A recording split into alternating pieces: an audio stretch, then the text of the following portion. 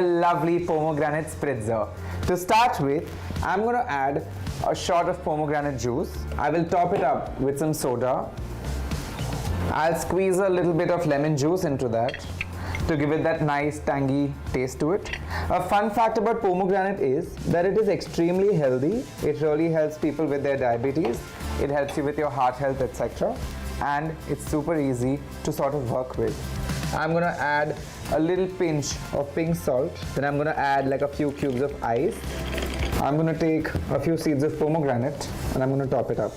It is optional for you to add maybe half a teaspoon of stevia into it. However, I like it either ways. So you can serve it to all your guests, people living with health conditions like diabetes or not.